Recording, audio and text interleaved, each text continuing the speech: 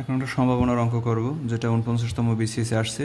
তা সম্ভাবনার অঙ্ক থেকে কিন্তু দুইটা অঙ্কই দিছে, ঠিক আছে। অসমতা দিল একটা, প্লাস সম্ভাবনা দুইটা অঙ্ক দিয়ে দিছে।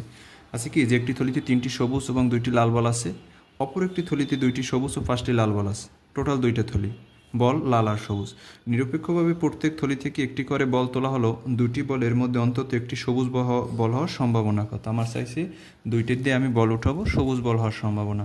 এখন আমরা কাজ করব, 2টি দেখেই বল উঠাবো, এই 2টি থেকে লাল হওয়ার সম্ভাবনাটাকে বের করি, তাহলে অঙ্কটা সোজা হবে। লাল হওয়ার সম্ভাবনা, তাহলে কী করা যায়? মোট বল আছে কয়টি? প্রথম থলিতে 3টি আর 2টি, 5টি। তাই 5টি থেকে লাল হওয়ার সম্ভাবনা কয়টি?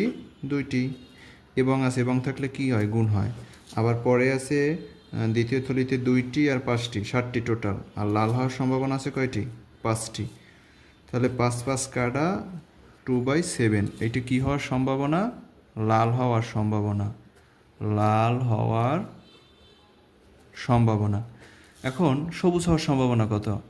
লাল বা সবুজ হইবে যে কোনো একটা। আমরা তো জানি সম্ভাবনার কিন্তু টোটাল মান অন, হওয়ার এবং না হওয়ার টোটাল সম্ভাবনা কত? অন।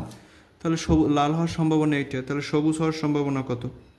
সবুজ হওয়ার সম্ভাবনা টোটাল তো অন, তাহলে অন থেকে এইটা মাইনাস দিলেই হয়ে যাবে, তাহলে তো সবুজটা বের হবে নাকি?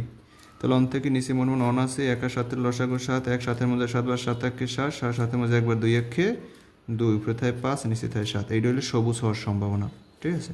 তার মানে এর অ্যান্সার কত? 5/7। মানে আমি লাল হওয়ার সম্ভাবনা বের করছি, লাল থেকে মানে টোটাল 1 থেকে লালেরটা বাদ দিছি, তাহলে সবুজ থাকতে যাবে। আর আমরা এটা জানি যে হওয়ার সম্ভাবনা না হওয়ার সম্ভাবনা টোটাল মিলে মান কত? অন। এই জন্য আমি অন থেকে লাল হওয়ার সম্ভাবনা বাদ দিছি, তাহলে আমার যেটা রয়েছে অ্যান্সার, এটা কি? সবুজ হওয়ার সম্ভাবনা, যেহেতু আমার বল 2টা।